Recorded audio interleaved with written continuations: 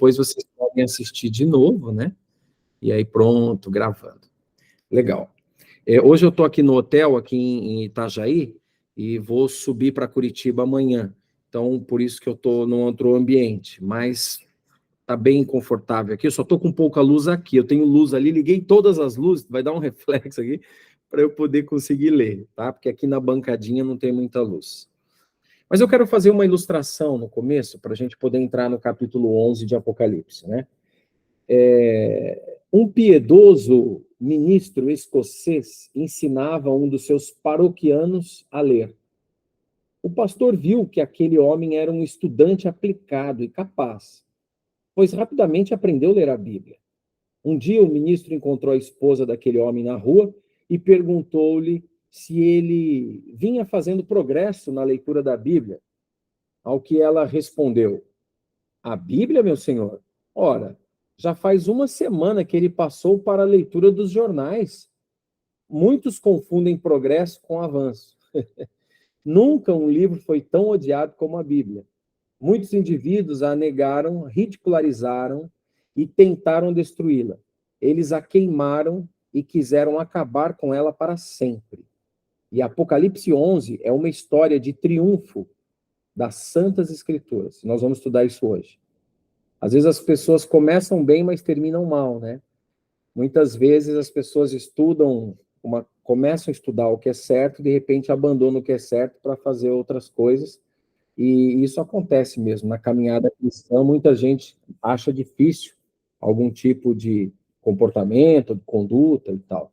O verso 1 do capítulo 11, quem puder ler para a gente, pode ler, abrir o microfone e ler, tá? Verso 1 do capítulo 11 de Apocalipse. E foi-me dada uma cana semelhante a uma vara. E chegou o anjo e disse: levanta-te e mede o templo de Deus e o altar, e os que nele adoram. Quando você vê uma cana de medir ou um caniço semelhante a uma vara, era um instrumento usado na época do autor para medir as coisas. Imagina uma fita métrica, tá? Era como se fosse isso, ok? Mas a pegada aí do verso é o seguinte: medir o quê?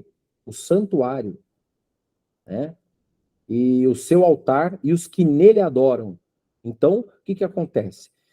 Só para a gente se contextualizar, nós estudamos no capítulo 10 que houve um momento na história da igreja em que houve uma vontade, uma esperança muito grande de entender que Jesus estava voltando após estudar as profecias.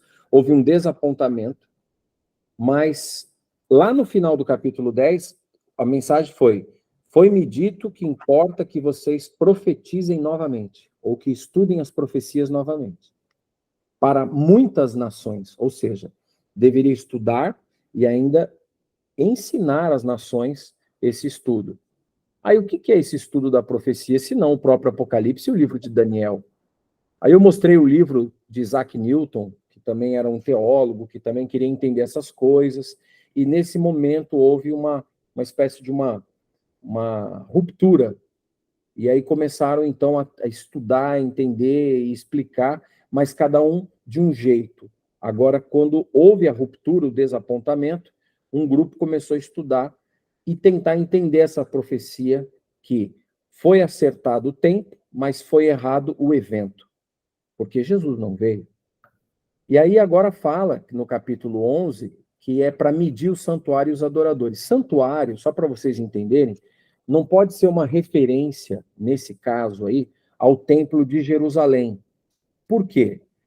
Ele foi destruído por Tito no ano 70 da nossa era. E João recebeu a visão 26 anos depois da destruição do templo. O templo já estava destruído no ano 96. Portanto, esse santuário que deveria ser medido é um erro as pessoas acharem que esse santuário é o templo de Jerusalém. Ele tem que ser uma referência ao templo ou santuário que a própria Bíblia revela em Apocalipse. O santuário celestial, que é mencionado tantas e tantas vezes no livro do Apocalipse, tá? Então, só para vocês entenderem a questão racional da coisa. Ele tem a visão no ano 96, e a Jerusalém já tinha sido destruída no ano 70. E ainda antes mesmo, quando Jesus morre na cruz, o véu do santuário é rasgado de alto a baixo, significando que tudo que era feito ali agora não tinha mais sentido, porque o Cordeiro de Deus que tira o pecado do mundo já havia cumprido a missão. Então não tem nada a ver esse santuário que João fala com uma restauração do templo em Jerusalém, com uma ideia de que o santuário era a cidade de Jerusalém. Não tem nenhuma referência a isso, a não ser o santuário celestial, que se você for para a carta aos Hebreus, no capítulo 9, fala que há um santuário no céu. Vamos dar uma olhadinha só para a gente conferir essa informação? Abra em Hebreus. Hebreus está no Novo Testamento. Adriana, fica tranquila. Não...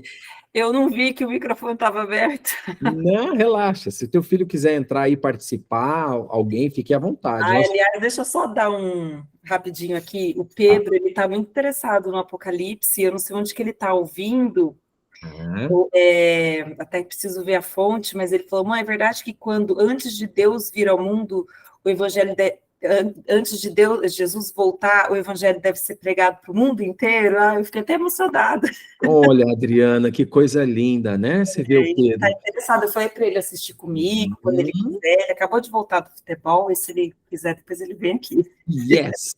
Olha só, se eu souber de conteúdo para a idade dele, que com certeza tem mais didático, eu vou passar para a Andréia, tá? Para você. Eu quero, tá bom. Feliz de saber. Se ele entrar aí, vamos empolgar ele, tá? Sim, tá bom, obrigada. De nada, que é isso. É um prazer saber que tem crianças interessadas. Hebreus é lá depois de... Capítulo 9. Tá. Tá? Depois de Timóteo, tá? Hebreus, você tem um texto interessante. Capítulo 9. 11? Pode ser, esse mesmo. O 11 e o 12, Carla, pode ler para a gente. Tá.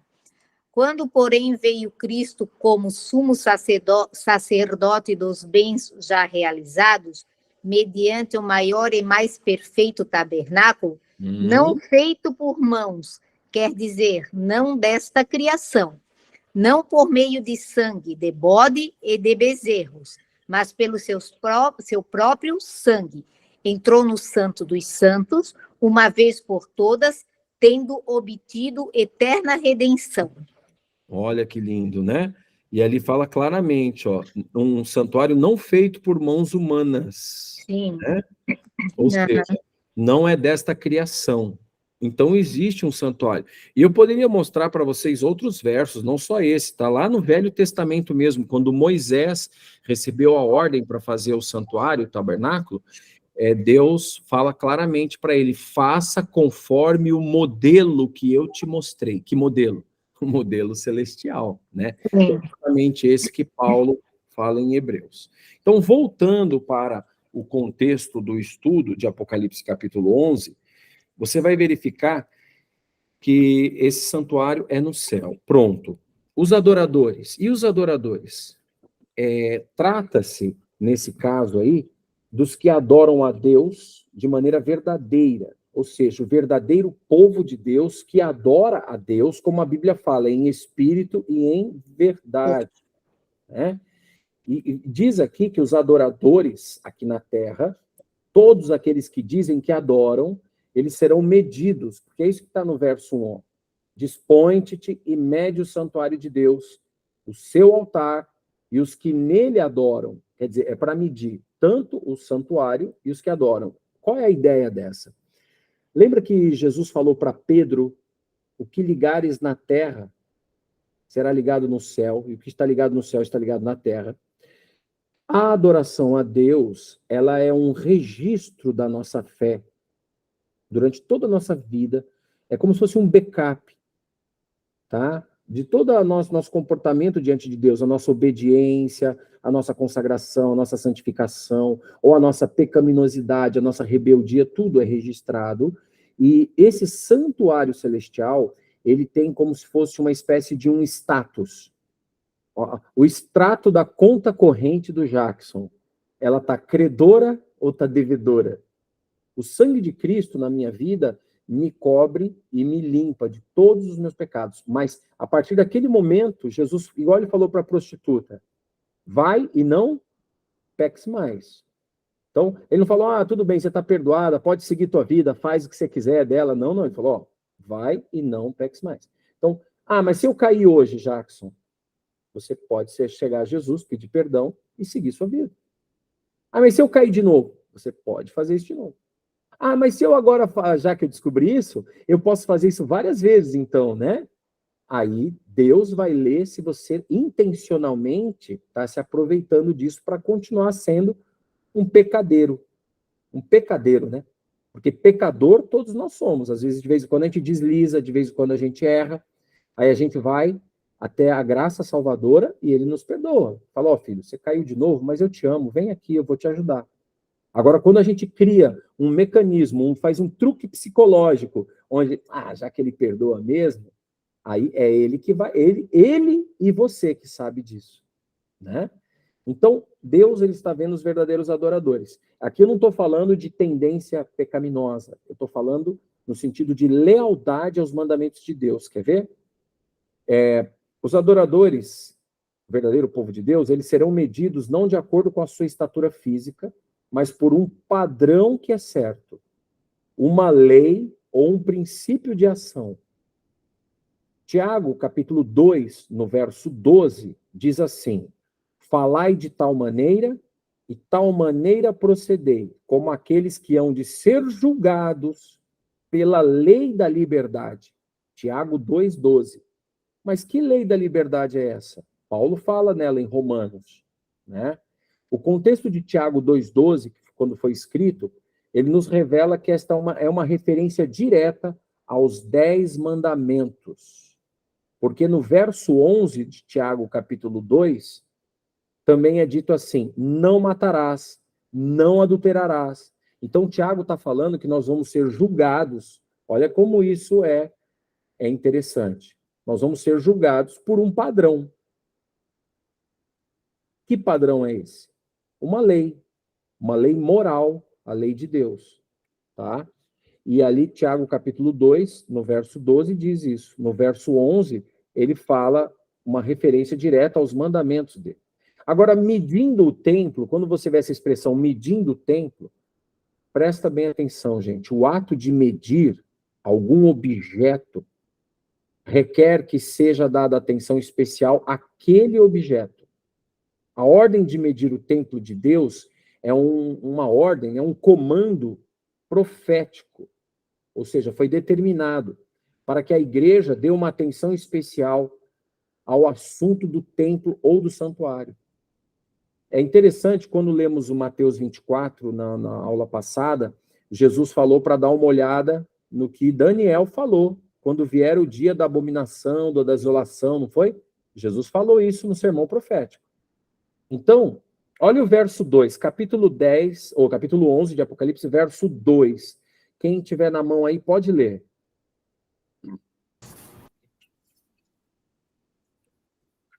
E deixa o átrio que está fora do templo e não o meças, porque foi dado às nações e pisarão a cidade santa por 42 meses.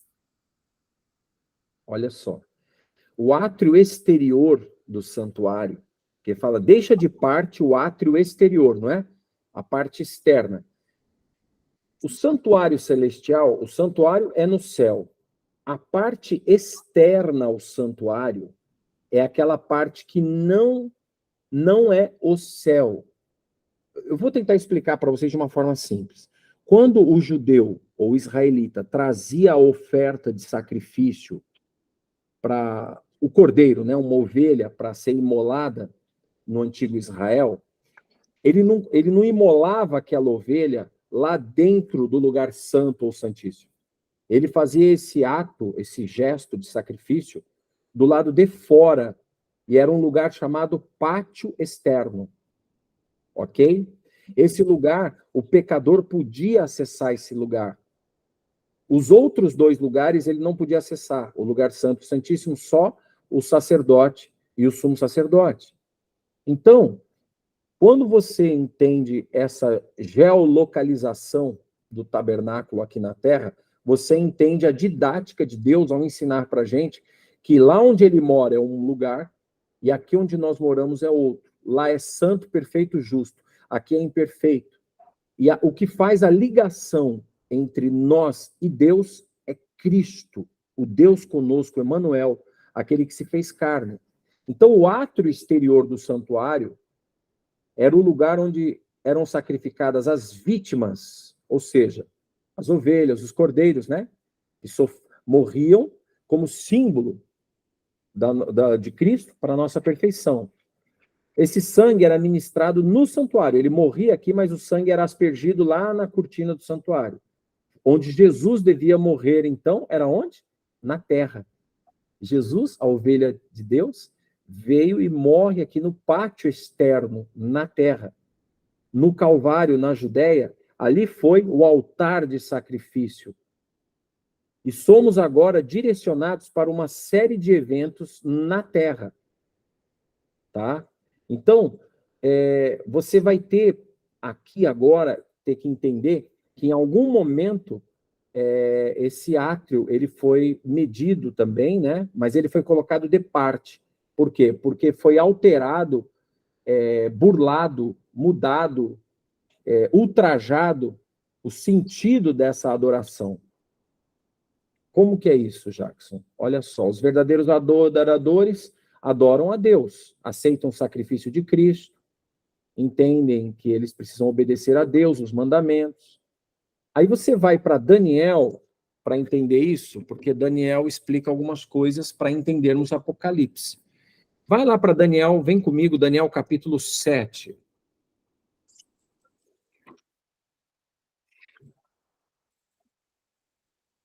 Olha só.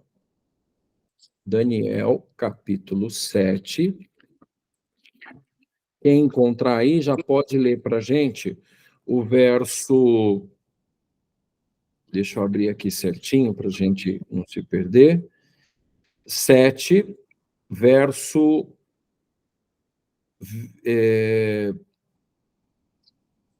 25.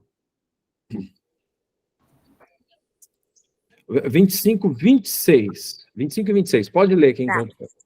Ele Opa, Pode falar. Pode ler. Pode ler, Carla. Tá. Proferirá palavras contra o Altíssimo, magoará os santos do Altíssimo, e cuidará em mudar os tempos e a lei, e os santos lhe serão entregues nas mãos, por um tempo, 2 tempos e metade de um tempo. Mas depois se assentará o tribunal para lhe tirar o domínio, para o destruir e o consumir até o fim. Obrigado. Ou seja, haveria um poder na Terra que por um espaço de tempo marcado, como a Carla leu ali, 1 tempo, 2 tempos e metade de um tempo, ele haveria de perseguir o povo santo e haveria de mudar os tempos e a lei. Ou seja, ia mudar a lei de Deus e os tempos. Tá? Então, nós temos que entender isso. Vamos lá agora, continue em Apocalipse, capítulo 11, que nós estamos lendo. Ali no verso 2, fala que o átrio que está fora do templo não era para medir não era para medir, porque foi dado aos gentios. Gentios aqui entendam como pessoas que não são os adoradores. São os que não eram cristãos e nem não eram os gentios convertidos aqui, eram os pagãos, né? Que eram os pagãos, será entregue aos pagãos. E fala que estes pisarão a cidade santa por 42 meses. Fala 42 meses. Lá o que a Carla leu agora há pouco em Apocalipse, em Daniel, fala tempo, 2 tempos e metade de um tempo. E aí, olha que coisa interessante. Você vai ver essas referências, eu vou mostrar elas para vocês, mas antes eu quero que vocês façam... Lembra que a gente falou que ia fazer conta? Pega uma caneta aí e pega um papel e já coloca assim, do ladinho, para você ficar atento com isso, toda vez que você lê isso. Primeiro escreve numa linha assim, 1 um tempo, 2 tempos e meio tempo, ou metade de um tempo, 0, tempo, ou 1/2 tempo, né? Metade, tá? Um tempo, 2 tempos e metade de um tempo. Então, isso tudo é igual, pode anotar, 3 tempos e meio. Isso. Tá? 3 tempos e meio. Agora, na linha de baixo, você coloca 42 meses. E eu vou te mostrar mais um texto aqui interessante para você ver como que a coisa é cabulosa. Vai em Apocalipse 11:2, está 42 meses, né? Mas se você for para Apocalipse 13, verso 5, vai repetir esses 42 meses. Quer ver? Vai lá de novo. Apocalipse 13, quem encontrou, dá uma lidinha aí. Verso 5.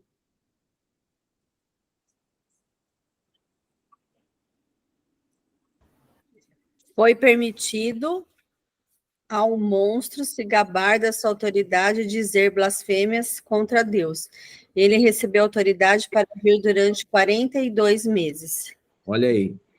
Então, Apocalipse 13 é aquilo mesmo, viu, Georgia? Vai repetindo as informações. Ele está desdobrando uma outra faceta, mas utilizando o mesmo tempo que foi dado em Apocalipse 11.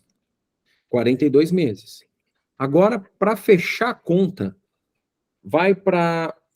você leu Daniel 7:25, que falou de 3 tempos e meio, não foi? Que é eu somei tudo aqui o que a Carla falou. Mas se você for para o final de Daniel, capítulo 12, no verso 7, lá vai falar que para Daniel, o anjo fala para Daniel, Daniel, sela o livro, fecha, que ele vai ser aberto só depois de 1 tempo, 2 tempos e metade de um tempo. Aí vão entender o que aconteceu. Por enquanto, ninguém vai ter essa revelação. Aí o Isaac Newton tentou estudar isso, mas não estava na época ainda também. Hoje nós estamos além disso. E hoje dá para a gente entender essas conexões. Então, nós temos essa repetição de 3 tempos e meio em Daniel, em 2 versos, no 7:25 e no 12:7. Olha aí as balão aí. Eita, nós. É só isso aqui? Não sei. Bom. Bruna, pode falar, Bruna. Aqui nesse de Daniel, no 7, eu marquei que um tempo seria 1 ano. Tá certo essa informação? Perfeito. Tá? Quem dúvida agora? Não, certinho, Bruna. Então, porque é isso que vai fazer você agora entender esses cálculos.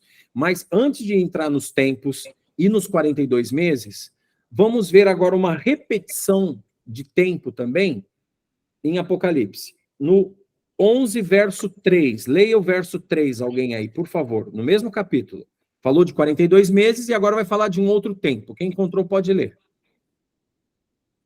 Darei às minhas 2 testemunhas que profetizem por 1270 dias, vestidas de pano de saco. 1260. 62 dias. Isso, 1260 dias. Agora coloca numa linha debaixo dessas que você anotou com a caneta, 1260 dias. Pronto. Agora você tem 3 linhas. Na primeira linha, 3 tempos e meio. Na segunda linha, 42 meses. E na terceira linha, 1260 dias. Aí você fala, Jackson, o que é isso? É aula de matemática? Não, calma. Calma aí. A Bruna já entendeu. Isso são símbolos. Mesmo essa numeração tem símbolos. Existe um método de interpretação profética que a própria Bíblia usa. Não é um método do Jackson, dos adventistas, não é nada disso. A própria Bíblia usa. Se você, inclusive o Isaac Newton usava esse método, tá? Se você olhar aqui agora, ó, vamos lá dar uma olhadinha. Primeiro vamos fazer a transferência. Você viu aí que falou de 1260 dias, né? Olha quantas vezes se repete esses 1260 dias. Vai para Apocalipse 12:6. Quem encontrou, lê rapidinho, tá? Apocalipse 12:6. E a mulher fugiu para o deserto, onde já tinha lugar preparado por Deus, para que ali fosse alimentada durante 1260 dias. Muito bem. Agora, alguém leu 12, verso 14. E foram dadas à mulher as 2 asas da grande águia, para que voasse até ao deserto, ao seu lugar, aí onde é sustentada durante um tempo, tempos e metade de um tempo, Opa! fora da... Olha só que interessante, Carla. Você está lendo uma coisa em Apocalipse que estava Sim. referida, em referência em Daniel. Tá vendo? Aham. Legal. Agora, alguém leia, por favor, Apocalipse 13, verso 5 já foi lido, né? Já, 42 meses. Então, ó, me permita agora, você vai fazer o seguinte. Um tempo, a Bruna já falou, equivale a 1 ano. Então, 3 anos e meio são quantos dias?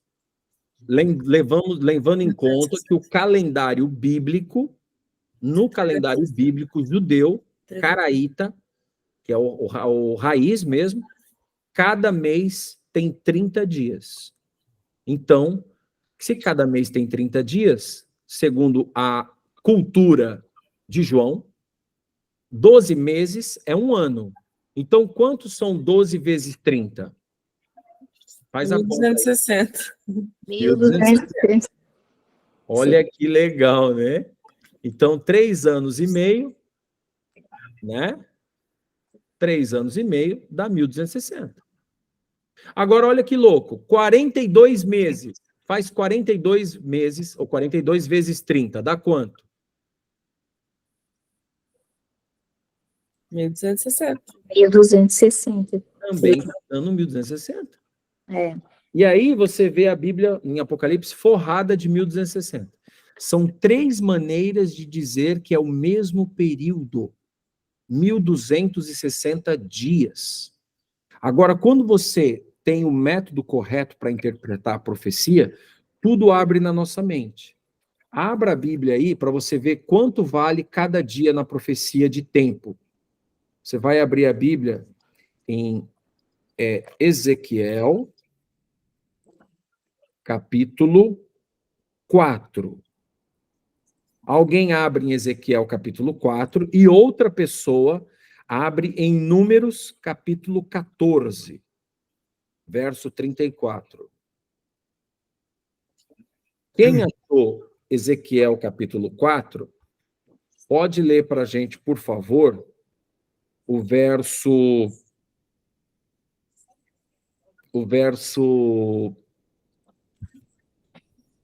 4, 5 e 6. Ezequiel, capítulo 4, versos 4, 5 e 6. Adriana, tá fácil para ler, Adriana? Eu leio. Tá. Pode ler, Daniela. Tu também deita-te sobre o teu lado esquerdo e põe a iniquidade na casa de Israel sobre ele. Conforme o número dos dias que te deitares sobre ele, levantarás as suas iniquidades. Porque eu já tenho fixado os anos da sua iniquidade, conforme o número dos dias, 390 dias, e levarás a iniquidade da casa de Israel. E quando tiveres cumprido estes dias, tornar-se-te-ás a deitar sobre o teu lado direito, e levantarás a iniquidade da casa de Judá 40 dias. Um dia te dei para cada ano. Um dia para cada Ano. ano. Se você for para Números, capítulo 14, no verso 34, quem encontrar pode ler.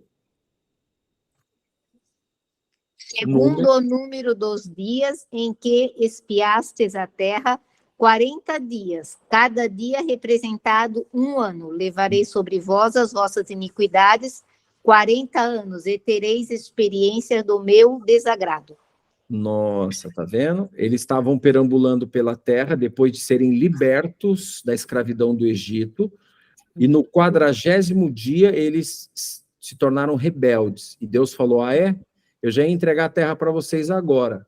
Só que agora, por causa disso, 40 dias que vocês foram rebeldes, e eu libertei vocês de 400 anos de escravidão, Então vocês vão ficar só 40 aninhos agora no deserto para tentarem aprender o que é adorar o Deus verdadeiro. Você está entendendo? E ele falou, cada dia te dei 1 ano por cada dia. Então você entende que Deus, quando ele está falando profecia para a gente, a própria Bíblia usa esse método, essa estrutura de dia-ano, vamos dizer, é o princípio de interpretação profética dia-ano, tá? Então, agora vem à nossa mente o quê? Tá, aonde começou isso? Vou compartilhar com vocês a telinha para vermos de novo aquele momento onde eu mostrei para vocês na aula passada os 2.300 anos. Acho que dá para ver aí, né? Nós temos aqui um diagrama, um mapinha aí, né? Você vai observar aí que tem 2.300 anos. Jesus morre no meio da semana, da última semana das 70 semanas. Como que foi essa semana? O que aconteceu aí para vocês entenderem, tá? Essa semana, ela começou no ano... As 70 semanas começou no ano 457 a.C., tá? Aí depois de 49 anos, ou seja, depois de 7 semanas, começou no 408, o templo, antes de Cristo, isso, né, já estava restaurado depois do cativeiro babilônico. Aí, de 408 ao ano 27, apareceu o ungido. Cristo foi ungido, a pomba pousou na cabeça de Jesus, e ouve a voz que disse, esse é o meu filho em quem me comprazo. No meio da semana foi cortado o ungido, Cristo foi morto na cruz. E depois que Jesus ressuscitou, depois de 1 ano e meio da crucifixão de Cristo, a última semana, né, das 70, Estevão foi apedrejado no ano 34. Então, se você pegar de 457 até o ano 34, dá exatamente 490 anos. Tá? Agora eu quero pedir para você abrir a Bíblia em Daniel, capítulo 9. Já que a gente está falando de tempo, a gente tem que entender as duas testemunhas, entendendo onde elas iriam se manifestar e quem são. Então, olha lá, Daniel, capítulo 9. Olha que coisa maravilhosa. Diz aqui que Daniel estava orando e queria saber quando que ia terminar o cativeiro babilônico, porque os 70 anos já estavam chegando. E agora Deus fala que é 2.300 anos. Na cabeça dele, a profecia de Daniel, capítulo 8, quando o anjo falou para ele, até 2.300 tardes e manhãs e o santuário será purificado, Daniel 8,14, está escrito isso que eu falei, ele ficou confuso. No final do capítulo 8, ele diz, eu não entendi a visão e não havia quem entendesse. No capítulo 9, se você for observar, ali passaram-se anos, Daniel estava tentando entender e não conseguia. No capítulo 9, ele começa orando, clamando, suplicando a Deus para entender o tempo. E aí ele diz ali no verso 2 do capítulo 9 de Daniel, que ele tinha entendido pelos livros que o número de anos de que falou o Senhor ao profeta Jeremias, ou seja, ele tinha estudado o profeta Jeremias, que veio antes dele, que era de 70, e não de 2.300, ele estava aflito o coração. E aí ele começou a suplicar pelo povo, pela vida dele, e aí o anjo Gabriel falou, Daniel, você é muito amado, eu vou explicar tudo para você. No meio da sua oração saiu a ordem, e eu vim fazer você entender. Verso 23, do capítulo 9.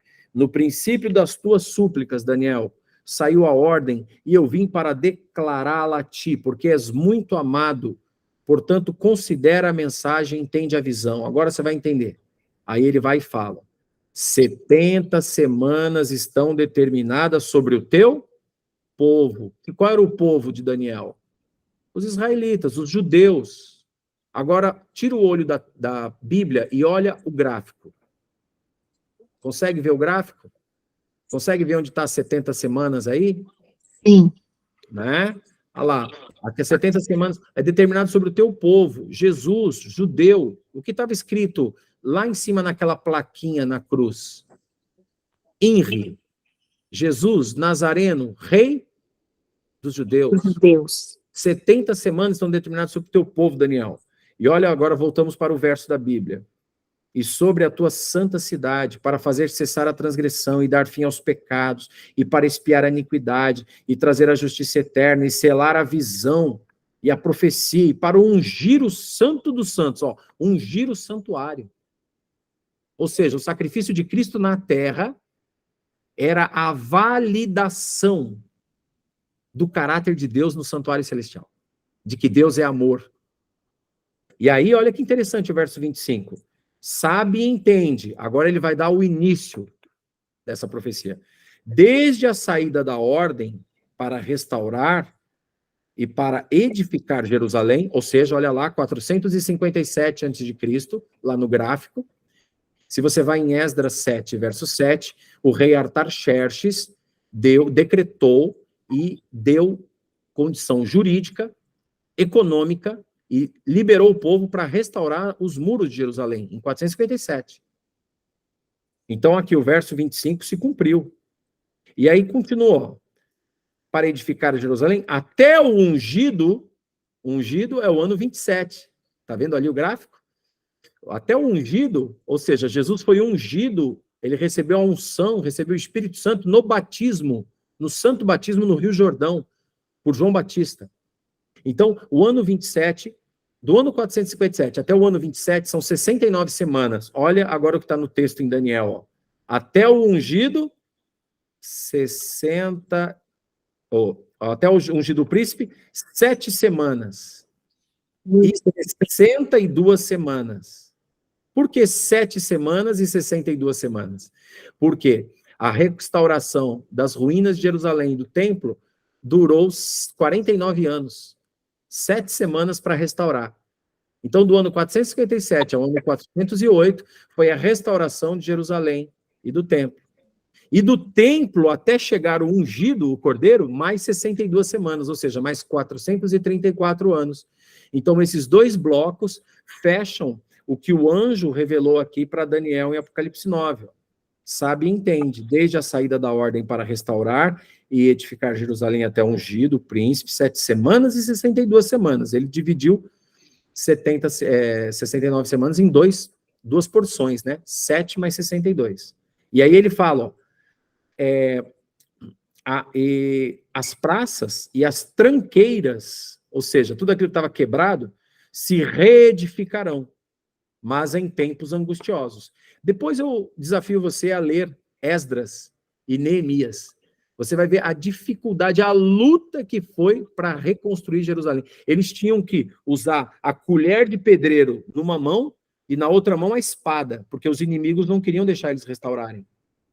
Então, as profecias da restauração de Jerusalém não tem nada a ver com a restauração de Jerusalém hoje.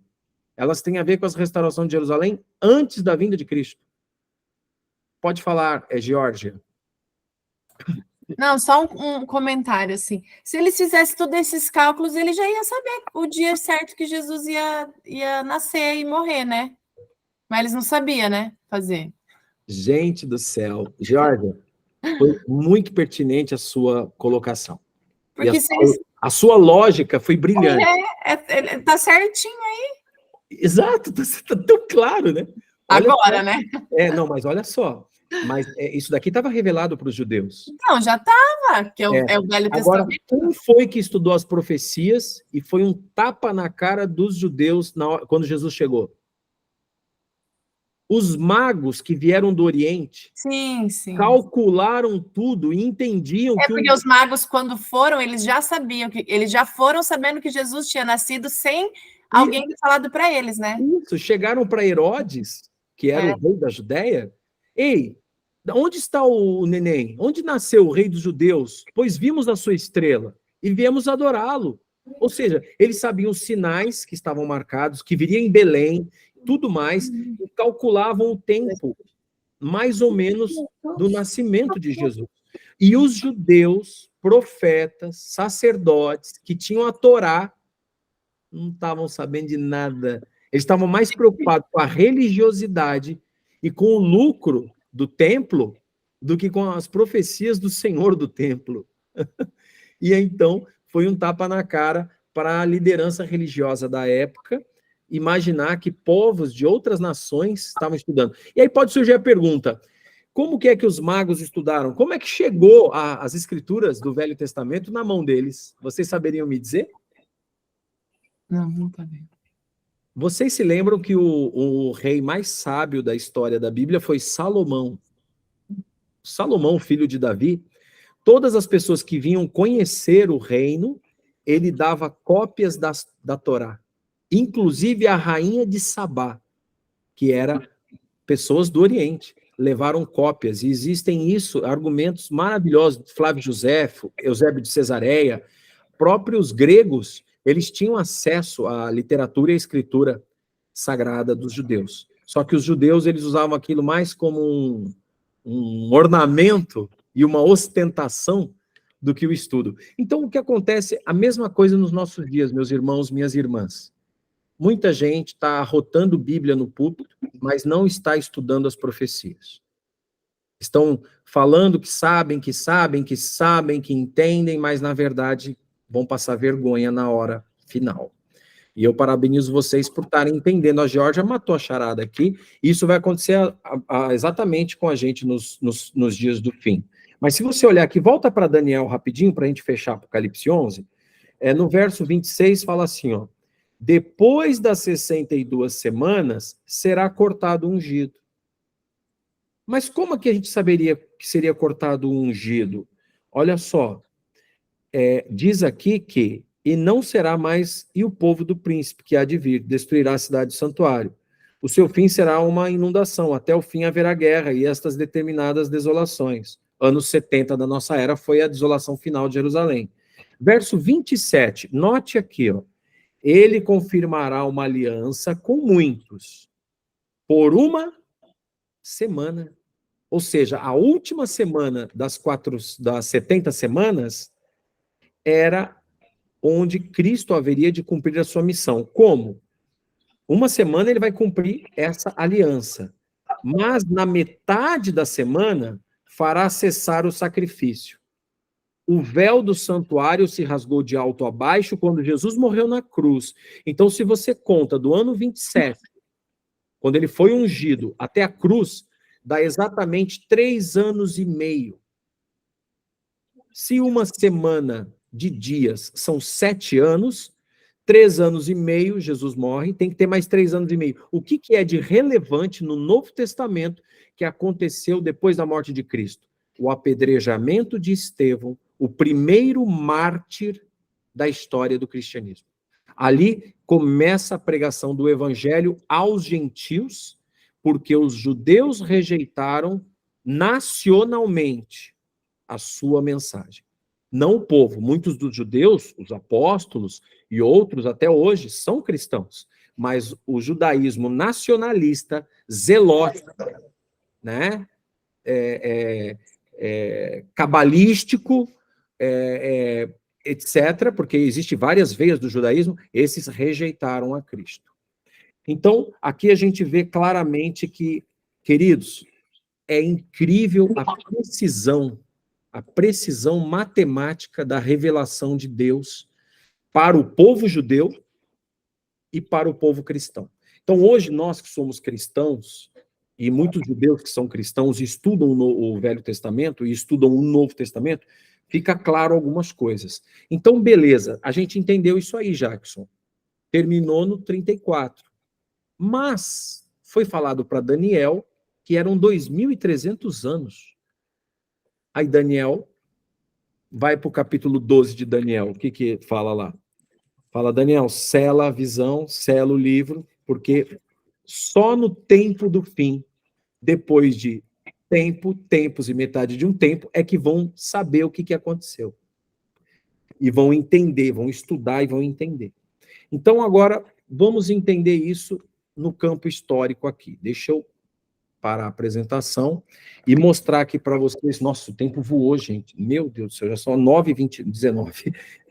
eu me empolgo aqui, eu gosto, mas não pode, eu tenho que respeitar o sono de todo mundo aqui e os compromissos. Olha só, os cálculos que nós fizemos em Apocalipse, capítulo 11, mostra que o tempo, tempos e metade de um tempo, ele não é antes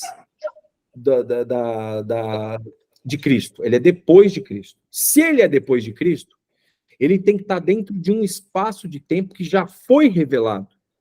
O tempo que já foi revelado é os 2.300.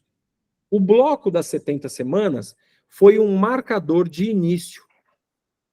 Então, quando termina as 70 semanas, subentende-se que todo o outro período, até chegar a 1844, porque 1844 vai dar 2.300 anos. Então, esses 1.260 dias, transferindo para a profecia 1.260 anos, tem que estar onde? Tem que estar do ano 34 até o 1844. Pegou a visão? Por favor, se eu estiver confundindo, me perguntam. Vocês entenderam o que eu quis dizer ou não? Mais ou menos? Tá, então deixa eu abrir aqui de novo para a gente poder compartilhar. Calma aí. Ó, aqui, ó. Eu mostrando o gráfico, porque senão não dá. A gente vai falando, né?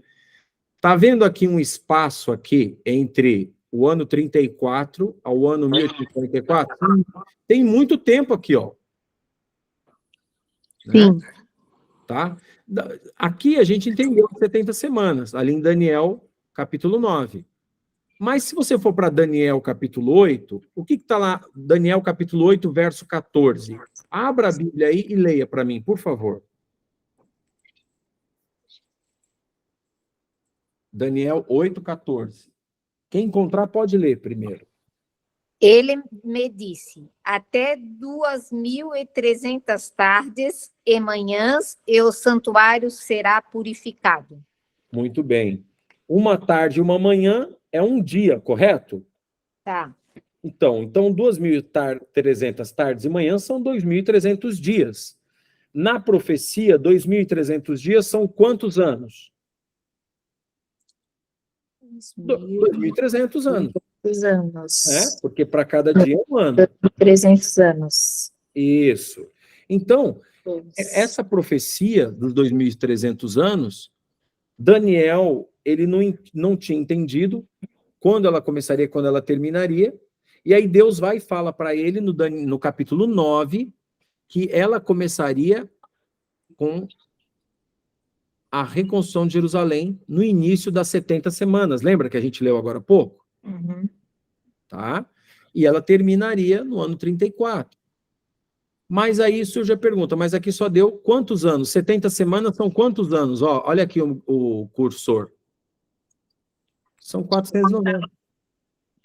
490.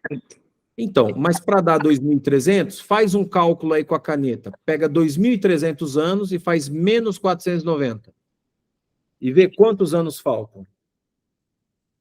1810. Exatamente. Então, esse espaço de tempo é 1.810 anos. Esses... 1810 mais 490 para dar o 2.300. Isso, para dar 2.300.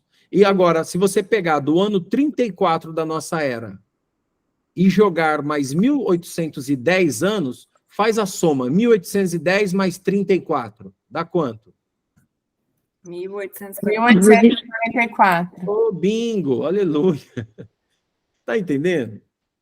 Aí eles falam, essa data de 1844 dos adventistas. Não é, gente. É o Apocalipse e a Daniel, ele mostra essa data.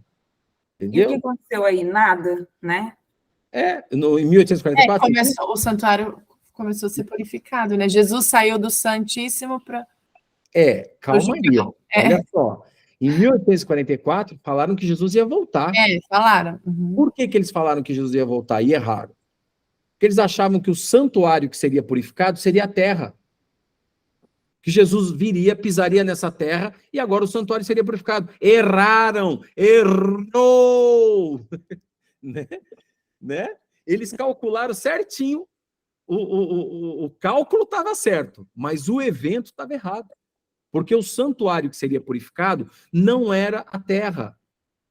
E agora você vai para Apocalipse 11 e você verifica que estava escrito o quê? Messas o santuário.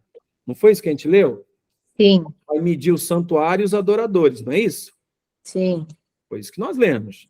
Então, vem comigo agora, ó. Verso 4. Ou, perdão, 5. E darei poder às minhas 2 testemunhas, e profetizarão por 1.260 dias vestidas de saco. Vestidas de saco é um sentido de humilhação. Serão humilhadas, serão ultrajadas, serão destituídas do seu verdadeiro valor. Essas 2 testemunhas vão viver uma indignação. Agora, quem são essas 2 testemunhas? A própria Bíblia vai explicar, não é o Jackson. Vem comigo, verso 4. Estas são as 2... O que está escrito aí? Oliveiras? Oliveiras.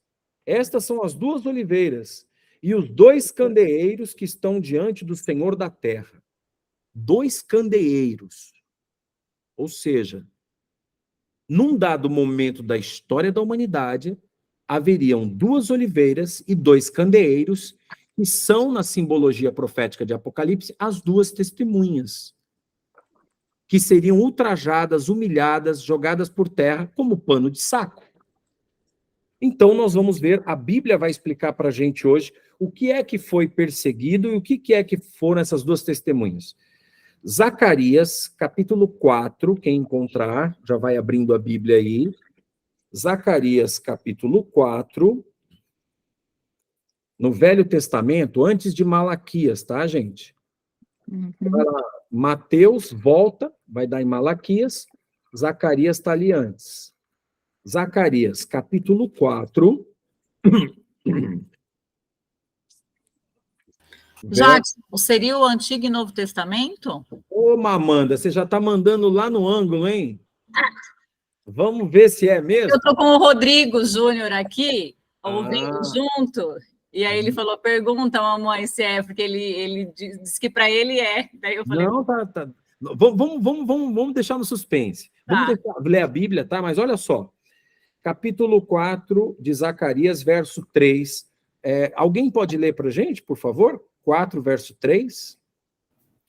E por cima dele, 2 oliveiras, uma à direita do vaso de azeite e outra à sua esquerda. Só para entender o contexto, aqui é uma visão profética do profeta Zacarias, antes de Cristo, e ele está tendo uma visão, e Deus está falando que o povo se rebelou e não está mais seguindo a sua palavra, ou o seu Urim e Tumim. Urim e Tumim era o sim e não de Deus, ou seja, o assim diz o Senhor. Assim diz o Senhor é a escritura, é a palavra. Aí ele fala assim, no verso 4, então perguntei ao anjo que falava comigo, Senhor meu, o que é isso? O que é essas 2 oliveiras? Leia agora o verso 6, Amanda.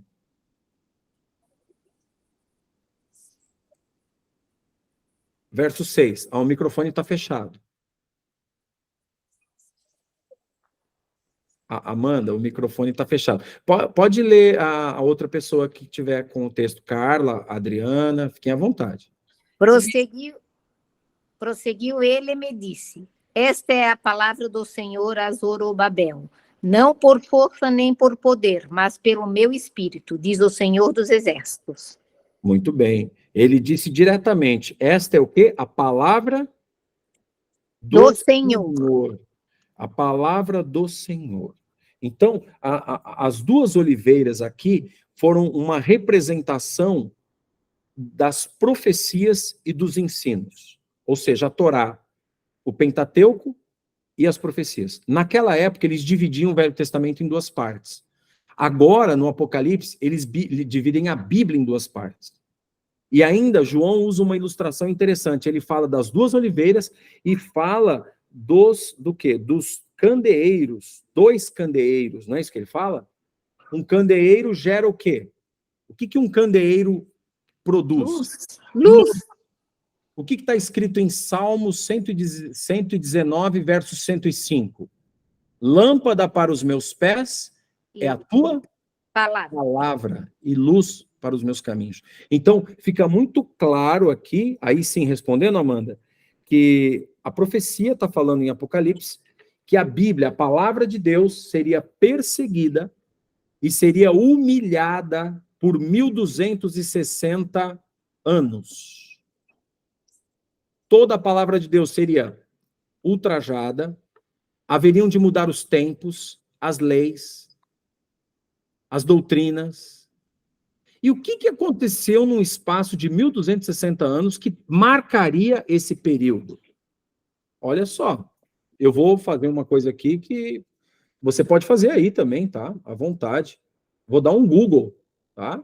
Isso é tão pacífico, vamos dizer assim, tão... Opa. Jackson? Tá Ele desligado? saiu, acho que ele saiu sem querer. É. Para ele voltar. Foi dar o Google e fechou.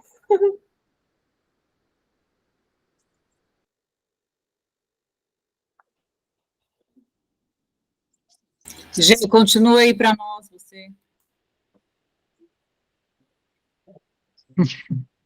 Eu tô lá dando um Google, gente. Vamos lá no Google ver o que aconteceu. O que ele ia procurar no Google, gente? Que eu dei O que aconteceu nesses 1260 anos na igreja? Vamos ver. Porque a Bíblia seria perseguida e humilhada por mil... Daí tem uma parte da história, né? Vamos dar um Google aqui. Acho que ele saiu e não voltou mais. Acho que ele foi arrebatado, gente. Ô, Glória! E nós Abre o microfone. Ah, ele chegou, voltou. Abre o microfone. Alguém me arrancou aqui. Eu ouvi aqui, o Jackson foi arrebatado. Ó, eu acredito nisso, hein? Eu dei Glória! Foi arrebatado, Deu Glória no cara. arrebatamento. Brincadeira, Olha, viu? nada, daí nós tinha ficado, menina. Ele foi e nós ficamos. Não, desculpa, voltei. Olha só, deixa eu não fazer muito gesto para não aparecer balão nem nada, o tempo já está estouradinho, 1 minuto. Olha só, eu dei um Google aqui, tá? E eu vou mostrar para vocês algo muito interessante aqui, que eu achei, eu falei, não acredito que vai ter isso aqui, mas vai estar lá mesmo. Tá vendo aí a tela que eu estou mostrando? Sim. Ó, não é o Jackson que está inventando, tá? Tá aparecendo, tá vendo esse quadro colorido aí com a seta azul? Em degradê. Eu dei um Google aqui, eu coloquei no Google assim, 1260 anos, perseguição, tá vendo? E já apareceu de cara o que eu quero mostrar para vocês. Deixa eu ver se eu amplio aqui sem apertar o lugar errado aqui. Que da outra vez eu me dei mal aqui. Opa. Tá aqui, ó. Vamos ver se ele abre aqui.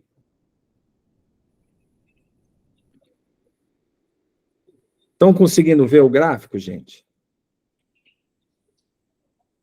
Dá para ver aí bonitinho? Para mim, não. Não. Ali embaixo da imagem está escrito visitar. Veja se você clicar ali se vai para o site, para ver se aumenta um pouco. Ah, tá, desculpa. Eu não percebi isso aqui. Ô, gente, a tecnologia, ela atrai a gente, né? Calma aí. Deixa eu colocar de novo. Esse teu gráfico tu buscou em qual, Jackson? Porque aqui tem vários, né? Tá, abriu aí? Abrindo. Desculpa, gente. Agora sim. A internet aqui do hotel é um negócio. Dá uma olhadinha com calma, gente. E olha só, na história universal, tá? No ano de 538 depois de Cristo, na nossa era, houve um decreto de Justiniano, tá? Que deu supremacia ao líder religioso de Roma, tá? Ao Papa, para que ele fosse o bispo universal. O que é o bispo universal? É o líder, é o sacerdote do mundo. Tá? Então, ocorreu no ano de 538, após a derrota de uma resistência ariana na época do Império, Se você perceber, até Daniel falava sobre isso, que no meio de 10 chifres, sairia um chifre pequenininho. Tudo isso que eu estou te falando está em Daniel capítulo 7, tá? E esse chifre pequenininho, falando insolências, tendo olhos e boca, ao mesmo tempo ele era um rei e um sacerdote, ou seja, ele tinha o poder religioso e o poder civil. Isso está em Daniel 7, depois você leia. E esse pequeno chifre que falava insolências e blasfêmias, derrubaria dos 10 chifres, 3. E o terceiro chifre, quando caísse, ele se levantaria e dominaria todos os outros. Chifre na profecia é poder, ou reinos. Então esse poder pequenininho falante, que era um sacerdote, um rei, dominaria todos os outros reis.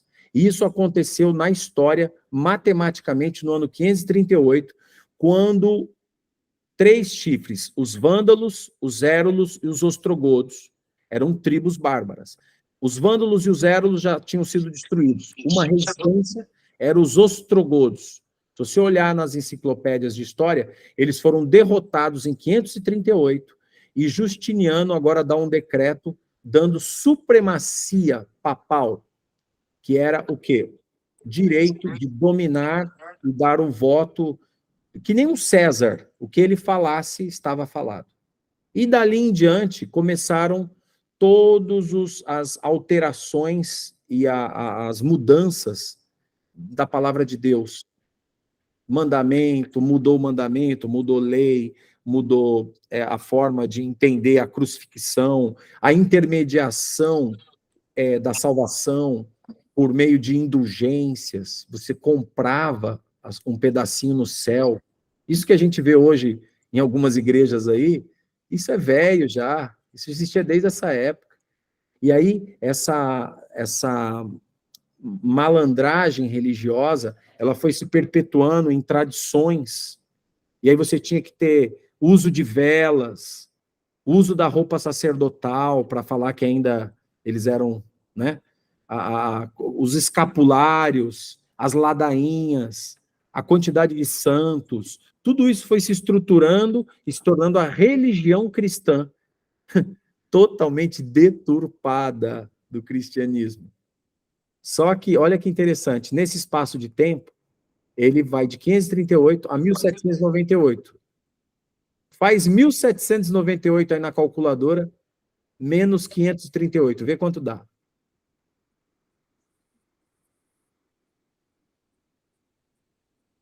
(1260). Muito bem. Então, durante esse período, a Bíblia, as duas testemunhas, foram ultrajadas. Tudo que não estava na Bíblia era religião. E quem queria seguir o que estava na Bíblia era perseguido. Idade Média, fogueira, Inquisição, etc, etc. Até que a Revolução Francesa chega e com as ideias iluministas, Napoleão dá ordem ao seu general chamado Berthier, e na cidade de Avignon, no ano de 1798, general Berthier entra e prende o Papa Pio VI. Ele é preso, levado como um louco, né, um líder de loucos, e aí esses 1260 anos se cumprem. Agora vem para Apocalipse. Olha que coisa linda. O capítulo 11, no verso 3. E darei poder às minhas duas testemunhas, e elas profetizarão por 1260 dias vestidas de saco. Mesmo havendo a perseguição e a mudança das coisas, ainda havia um povo remanescente. Se você estudar essa história, você vai ver que as pessoas que morriam ali por causa da verdade, elas se mantinham firmes, porque cristãos perseguiam cristãos. Imagina um negócio desse. O nosso cristianismo é o verdadeiro, vocês são a minoria. Sabe essa coisa? Que a gente vê hoje ideologicamente, ela existia religiosamente. E aí, perdão, alguém quer falar? Tá. Verso 4. Estas são as duas oliveiras e os dois candeeiros que estão diante do Senhor da terra. Se alguém lhes quiser causar mal, das suas bocas sairá fogo e devorará os seus inimigos. Se alguém lhe quiser causar mal, importa que assim seja morto. Estes homens têm poder para fechar o céu, para que não chova nos dias da sua profecia, e têm poder sobre as águas para convertê-las em sangue, para ferir a terra com toda sorte de pragas quantas vezes quiserem. Aqui está dizendo, Deus está deixando claro que haverão pragas para essas pessoas que fizeram isso e vão retornar a fazer isso depois desse período, que é justamente onde nós estamos vivendo. E aqui fala assim, ó, quando acabarem o seu testemunho, a besta que sobe do abismo lhes fará guerra e os vencerá e os matará. A besta que sobe do abismo aqui, em um outro momento eu posso explicar, eu vou mandar um artigo para vocês, é a França. A França, ela com o iluminismo, ela antropocentriza a fé. Não é mais Deus no centro, é o homem no centro, é a razão. E a ciência. Se eu sou científico, eu não preciso acreditar em Deus. E aí surge o ateísmo, muito forte na Europa, querendo desbancar a religião. Mas a Bíblia vai falar que essa caracterização da França é misturada com Sodoma e Egito. Sodoma, a promiscuidade, e o Egito, o ateísmo, simbolicamente referido aqui. E fala que os homens de vários povos, tribos, línguas e nações verão seus corpos mortos por 3 dias e meio e não permitirão que sejam sepultados. Querido, se você olhar, você vai verificar que na França, em 1793, houve um decreto de morte para todos os que ainda queriam seguir a Bíblia. Eles queimavam Bíblia em praça pública. Eles não só prenderam o Papa Pio VI, mas eles queriam aniquilar a fé, quem seguia a Bíblia e tal, porque eles já estavam bem, vamos dizer assim, decepcionados, todo o povo, a sociedade, com a religião, entre aspas, cristã, que era romana, né? Só que em 1796, exatamente 3 anos e meio, se você olhar, foi na metade de 1793 e depois na segunda metade de 1796. Se você calcular, dá 3 anos e meio. O que aconteceu em 1796? A própria França assinou um decreto de tolerância à Bíblia. E isso tudo é matemático, está na história. Então, de 538 a 1798, dá 1260 anos que prende o Papa e para com essa coisa de perseguir e mudar. Agora a França tenta, a besta que sobe do abismo, tenta aniquilar a Bíblia em 3 anos e meio, mas não aniquila.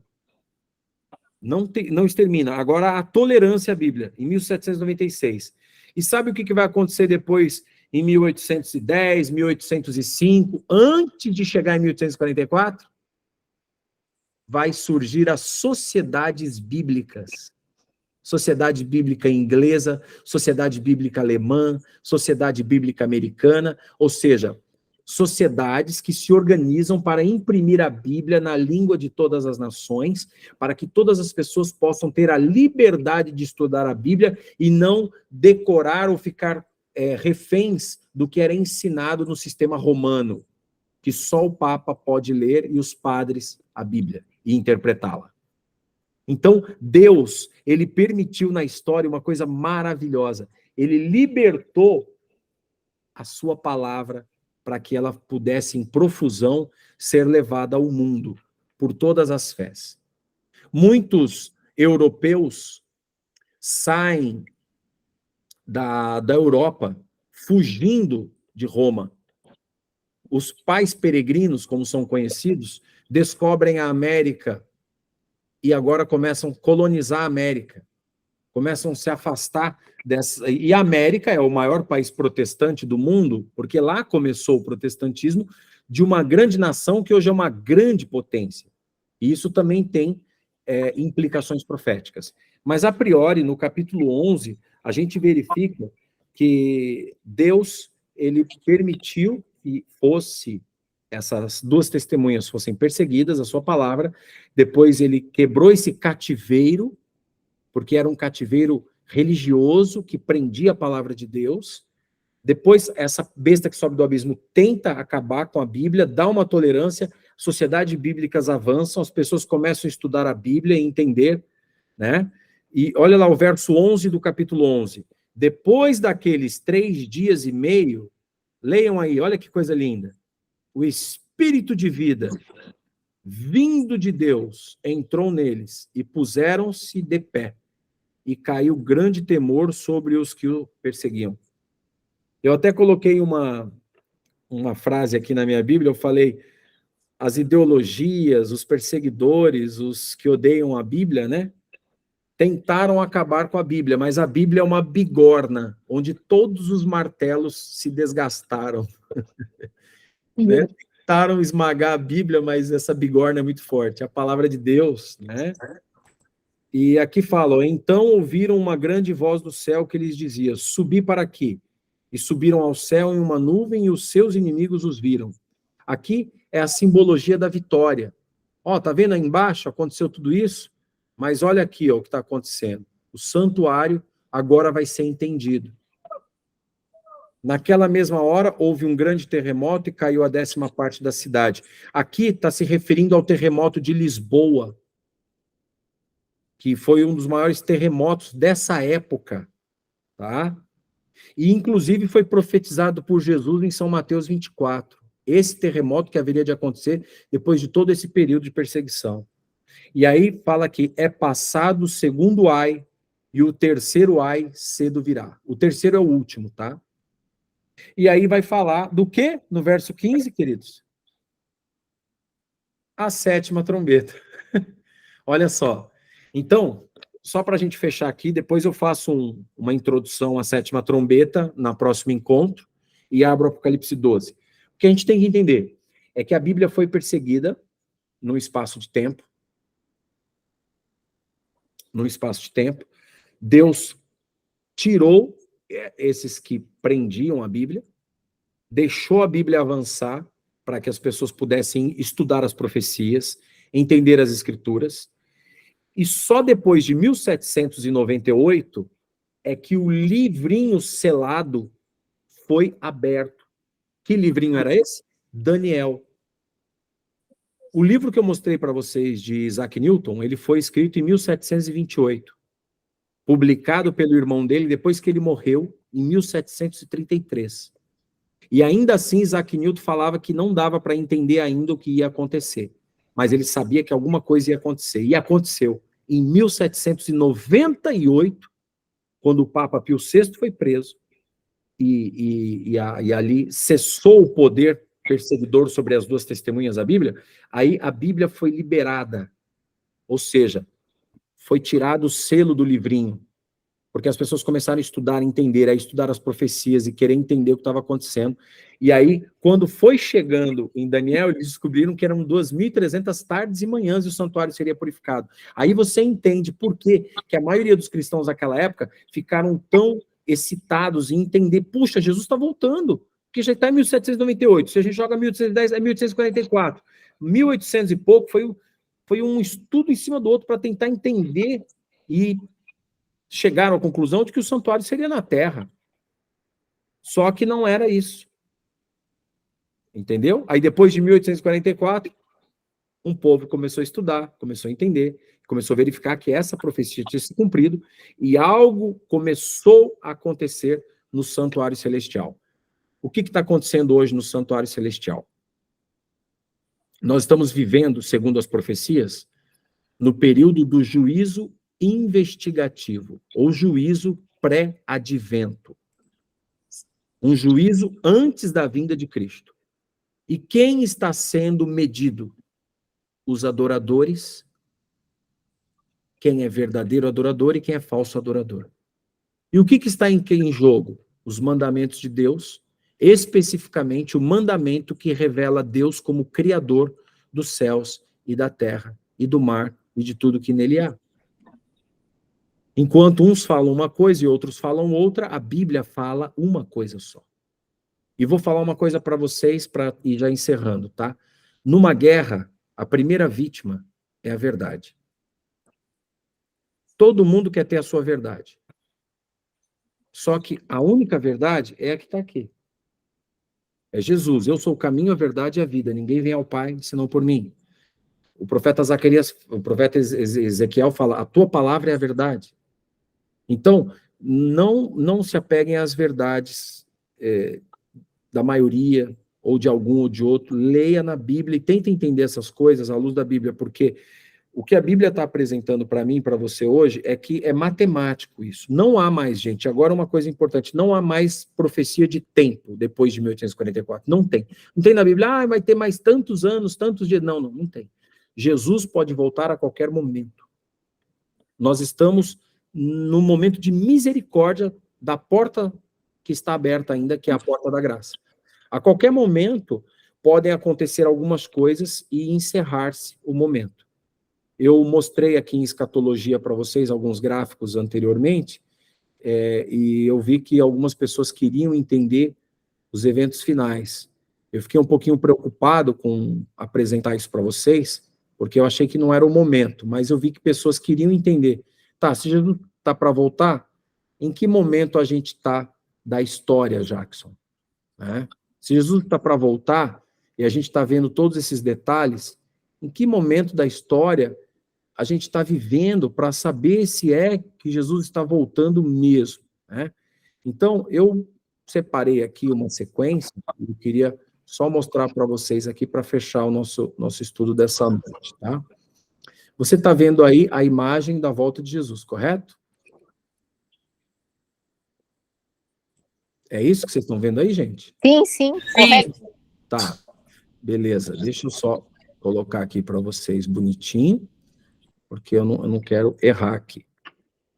Vocês estão vendo esse quadro grande aí? Tá. Tá. Nesse quadro grande aí, Deixa eu tem ver. muita informação, tá? Eu não dá tempo de mostrar, mas olha aqui, tá vendo? Aqui hoje, depois de 1844, não se estabelece data alguma para o cumprimento das profecias bíblicas e nenhum outro período profético definido em termos de anos. Sabe-se, entretanto, que estamos próximo ao fim do tempo de graça. Está vendo aqui em cima, fim do tempo de graça? Antes do fim do tempo da graça, há de acontecer o quê? Uma reforma moderna, um restauracionismo, uma reforma, um selamento, porque o sétimo selo, né? Nós estamos no intervalo do sétimo selo e da sétima trombeta. Haverá um Pentecostes moderno. Esse Pentecostes vai ser derramado o Espírito Santo sobre os que forem selados. Haverá uma sacudidura, é uma expressão para dizer que alguns vão fugir, vão abandonar, vão desanimar, mas outros ficarão firmes quando as coisas sacudirem. Haverá um término da obra, que é o cumprimento do mistério, lembra o mistério do Evangelho? Terminar a obra, o Evangelho, e haverá um tempo de angústia prévio, uma angústia antes da vinda de Cristo, para aqueles que estão fazendo a vontade de Deus. Entre o hoje e entre o fechamento da porta da graça, e a gente vai saber que a porta da graça se fechou quando? Quando cair a primeira praga. Entendeu? A primeira praga são chagas malignas. Nós vamos estudar isso em Apocalipse 16. E quando é que cai a primeira praga? Automaticamente os 4 anjos soltam os 4 ventos, ou seja, as guerras. E aí a terra fica de uma forma muito intensa, caótica. Mas antes de acontecer isso, tem um sinal aqui. Tá vendo aqui, ó? Vocês conseguem ler? Acontece um decreto que ofende a lei de Deus e um dos seus mandamentos. E Decreto de morte ali que tu tá lendo? Não, eu tô lendo aqui, ó, Carla, do lado do azul, tá vendo? Tá. Tá Tá aqui, ó. Vai acontecer um decreto que ofende a lei de Deus em um dos mandamentos. E aí, olha só, eu quero olhar para você aqui agora, tá? Só para você entender isso aqui. Por que tem que ter um decreto antes que ofende a lei de Deus? Porque a gente sabe que haverá uma marca da besta. A marca da besta é a marca de um poder que quer obrigar a todos a adorarem a besta. E essa marca da besta, ela é antagônica ao sinal, ao selo de Deus. Então, é uma coisa que antagoniza a outra. A luz, ela vai ser coberta. E Deus vai tirar a mão e falar, não, vocês vão ver os meus verdadeiros adoradores, tá? E tudo isso que eu disse para vocês aqui vai acontecer assim, ó, rapidinho. A gente está vivendo num momento, a pandemia provou para a gente que acontece rápido, que dá para dominar rapidinho, todo mundo. Mordaça, fiquem quietos, não saiam, tal. Foi uma espécie de um test drive, né? Todo mundo viu que na pandemia que eles conseguem. Conseguem. O que vocês acham? Moeda digital? Dá para segurar seu dinheiro e travar tudo agora, se quiser? Vi esses dias aí, a maior corretora financeira do mundo é a Binance, de criptomoedas, né? Criptoativos. Ele recebeu uma ordem lá da ONU e a Binance bloqueou as contas do Hamas na hora. Segurou toda a criptomoeda. A ONU deu uma ordem e travou a transação SWIFT da moeda russa. E a Rússia teve que fazer uma parceria com a China para poder operar a economia deles comunista. Uma loucura. Então a gente não tem noção de como que as coisas vão pegar no finalzinho. Só que isso é um assunto para um outro momento, porque a dominação ela vai acontecer de uma forma muito mais abrangente e poderosa. Jackson, e isso não vai acontecer de forma lenta, aconteceu aqui. Vai ser tudo muito rápido, tipo igual o Covid, né? Vai ser um período de tempo muito curto, assim, quando a gente vê já está acontecendo tipo, não vai ter, nossa, aconteceu, daí dá um tempo, acontece, todas essas coisas vão ser num período, vai ser tipo do dia para a noite. Pelo que a gente entende pelas profecias, os últimos dias serão rápidos, muito rápidos.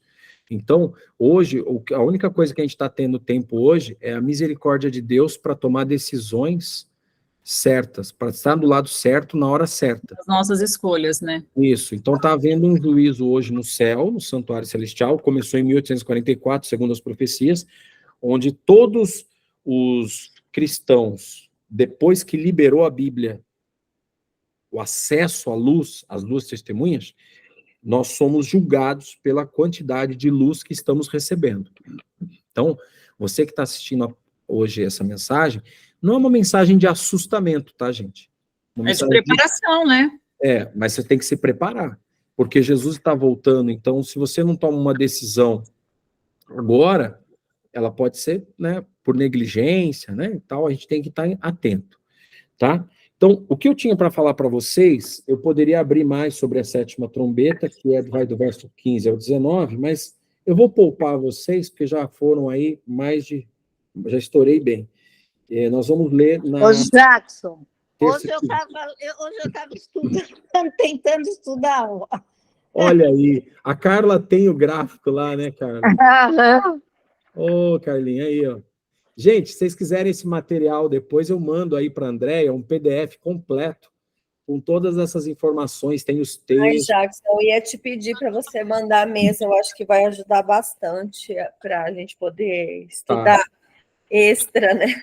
É verdade. Eu confesso a vocês que é muita informação que eu tenho que passar, eu também tenho dificuldade, porque eu tenho que pegar vocês e tentar nivelar todo mundo. Alguns já sabem algumas coisas, outros não, e sintetizar num espaço curto de tempo, né?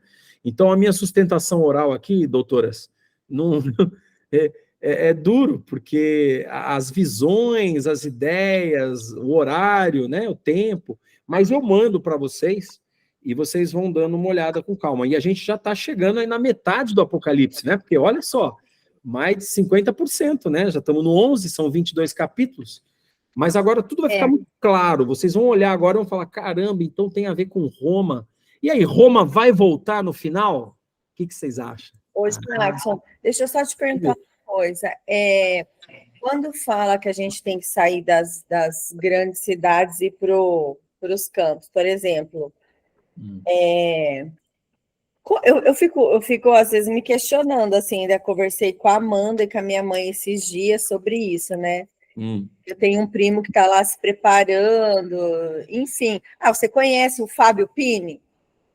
Sei. Nossa, ele já está fora já? O Fábio já tá com um tanque de peixe, está plantando, está com 200 e poucos pés lá plantado de frutas e não sei o quê. Uhum. Mas, assim, de verdade, eu fico pensando, como que nem todo mundo tem condições para isso, Jackson? E aí?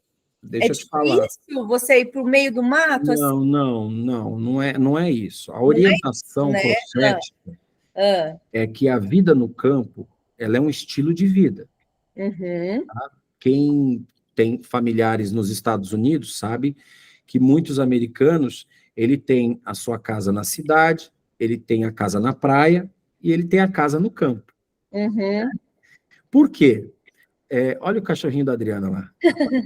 Lindo. Olha só, a vida no campo, a pandemia mostrou para a gente uma coisa. A cidade depende do campo. O campo não depende da cidade.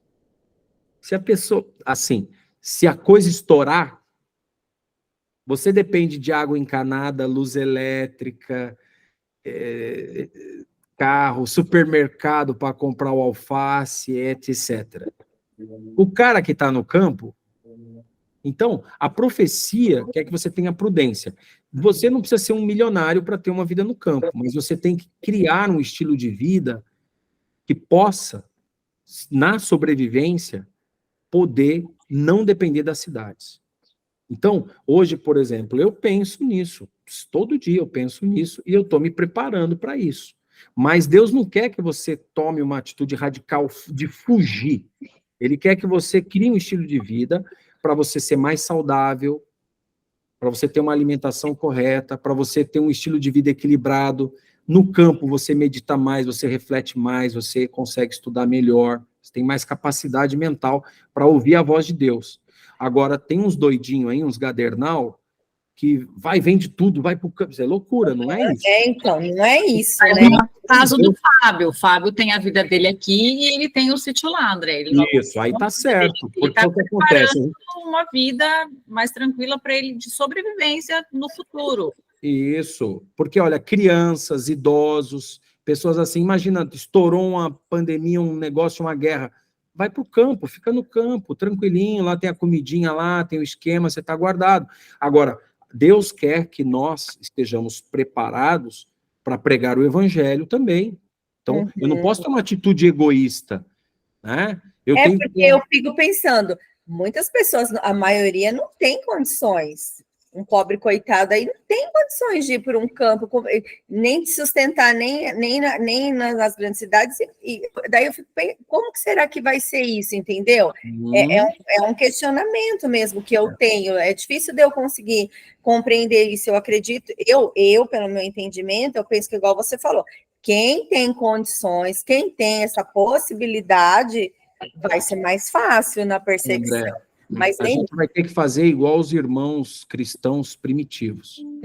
Aqueles que têm posses, eles têm que comprar terra e pensar no próximo, no irmão dele. Só se for assim, né? Ou, por exemplo, eu tenho lá um lugar que cabe algumas famílias no dia do... Porque a gente vai levar o quê para o céu? Sim, nada.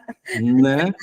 Aí, se eu tenho terra e tenho posse, eu vou ficar lá só eu, meus filhos e minha esposa? Não. Então. Vou chamar os meus irmãos que estão passando dificuldade. Sim. Deus vai prover tudo isso, eu acredito nisso. No final, Deus vai prover, não é? Eu vou pegar a minha família e vou ficar lá, eu acampar. Eu já fico imaginando o caos, assim, pessoas invadindo propriedades rurais. Eu já imagino, assim, um caos. Por isso que aí... O que a Amanda falou, Adriana, cabe com isso. Deus vai proteger os seus filhos. Isso. Aí eu penso isso também. Né? Porque a Bíblia fala que a sua água e o seu pão serão certos. Então. E a Bíblia fala que 1000 cairão à tua direita, né? 10.000 à tua esquerda, 10.000 à tua direita, e tu não serás atingido. Que o anjo do Senhor acampa ao redor daqueles que o temem e os livra. Então, essas promessas, elas vão ser muito reais. A gente não vai viver numa época, eu tenho seguro. Meu carro é blindado. Não vai adiantar nada. Nada. Vai fritar. E se você não tiver sendo um verdadeiro adorador, e não tiver a coerência de ouvir a voz de Deus, sai agora, ou vai para lá, ou vai para cá. Porque a Andrea falou assim, e a gente começou a conversar disso, ela, eu não acredito que vai ter que sair, que eu não acho que é isso.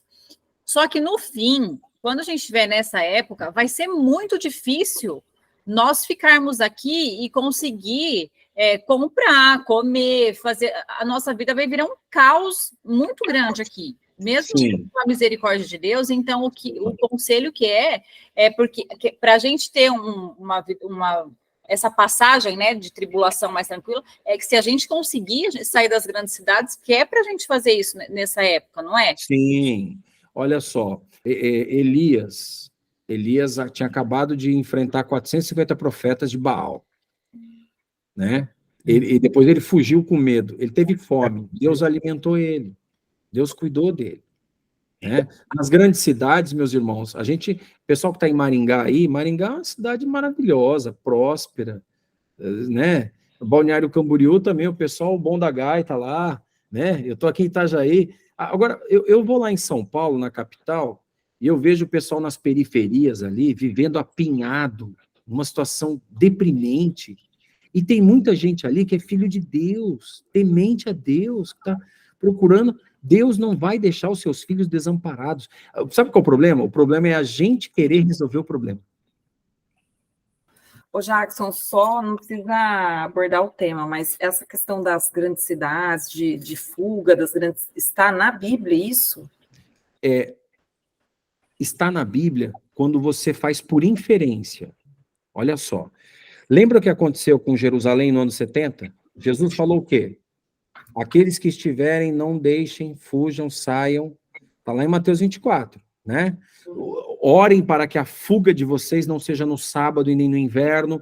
Quer dizer, Jesus previu o sofrimento dos cristãos à invasão de Roma no ano 70.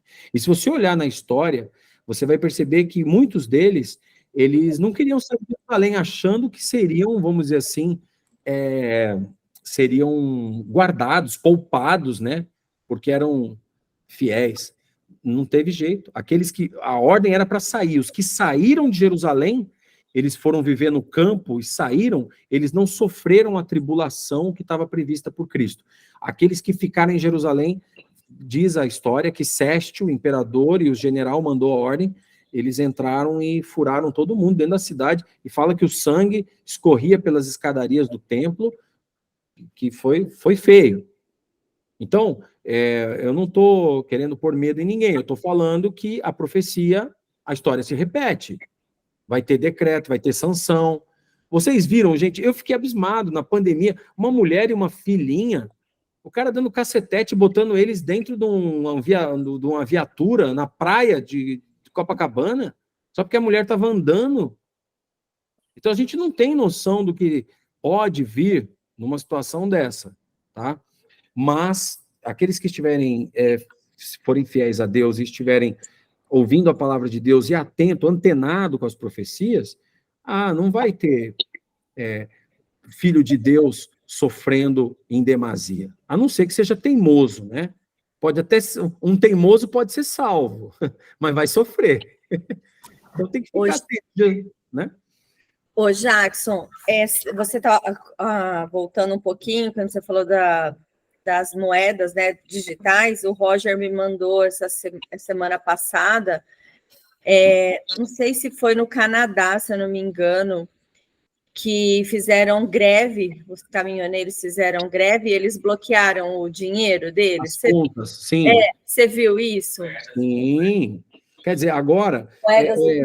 O que manda no mundo... moedas digitais dos bancos centrais, o Roger está falando. Não era criptomoeda. Não era criptomoeda. Não, mas a nossa moeda, ela já o BRL, né, digital, ele já é uma moeda digital. A nossa transação financeira e monetária, ela é hoje, tá? Hoje, 90% digital. Qual é o de vocês hoje, no dia de hoje, fez algum pagamento com dinheiro, em espécie, moeda? Ixi, faz tempo que eu não sei nem o que é isso. Né? No Pix. Antes era só o dinheiro de plástico. Então, aquilo que está em em Apocalipse, capítulo 13, que só vai poder comprar e vender, aquilo é um fato. Vai rolar. E a sacudidura vai acontecer quando as pessoas tiverem o quê? Essa dificuldade. Ah, não, meu dinheiro? Meteram a mão no meu... Ah, não pode ser. Gente... Porque, tipo assim, ou você guarda, ou você não guarda, ou eu vou te desligar. Daí te desliga lá do sistema, e você não compra, não vende, não faz nada. E posso falar uma coisa? Você quer conhecer um ser humano? Mexe no dinheiro dele. Né?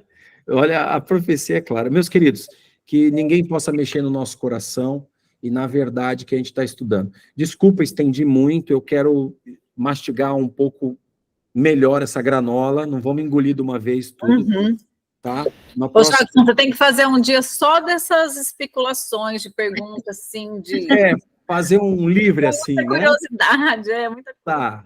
Tá, não, eu prometo, vamos fazer um dia, de repente vamos fazer no próximo encontro, aí eu abro algumas questões para a gente estudar um pouquinho, entender geopolítica, entender o que está acontecendo em Israel, algumas coisas assim, e falar um pouco dessa questão da escatologia, ou seja, os eventos finais, e aí a gente vai abrindo o Apocalipse. Pode ser? Pode ser. Então tá bom, então gostei, obrigado. Mais alguma pergunta? Desculpa aí. Já são 10h10, gente. Mas a gente que está estendendo. Não, eu estou aqui, eu estou no hotel hoje, né? Eu não estou com meus filhos e eu estou aqui de boa. A Leda, lá da China, lá é dia, lá, ela está de boa também, mas a galerinha aqui, né? Agora eu fiquei triste, porque a Carla não foi lá na igreja e nem a Bruna. A Bruna, nem fala. Quem ficou triste fui eu, que não fui, não consegui. Eu sei, Carla. Aconteceu, seus filhos estavam aí, né? Sim. Não, mas relaxa. A outra hora a gente se vê, tá? E vai marcar sim. Depois, eu falei... A Bruna não conseguiu ir, ela ainda comentou comigo, Tites, não consegui ver o Jackson. Não tem problema. Aí a Janaína também não podia, né? Porque ela não estava viajando. Estava em outro lugar, não estava em Balneário. Mas fiquem tranquilos, tá, queridos? Eu falei sobre Israel e o método de interpretação dispensacionalista deles, né? Do futurismo, da interpretação, que a maioria fala. Qualquer dia eu falo sobre isso para vocês. Vamos orar, então? Vamos encerrar essa noite com chave de ouro? Vamos pedir, então, por favor, aí, a Georgia pode orar para nós, Georgia, encerrar a noite? O Vinícius chegou aqui e perguntou se a Adriana era adventista.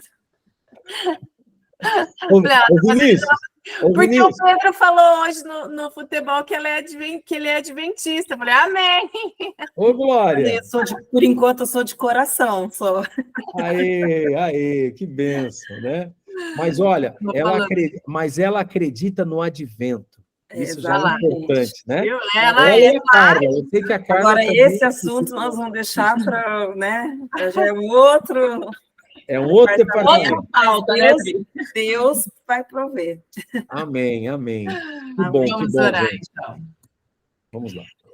Querido amado Deus, muito obrigada por essa oportunidade que temos de estudar a tua palavra.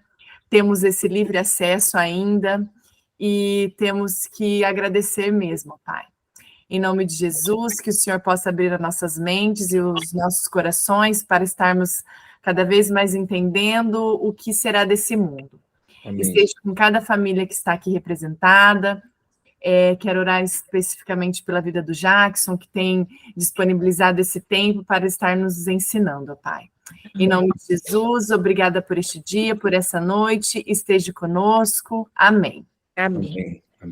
Bom restante de semana para todos. Durmam com Deus. Obrigado, queridos.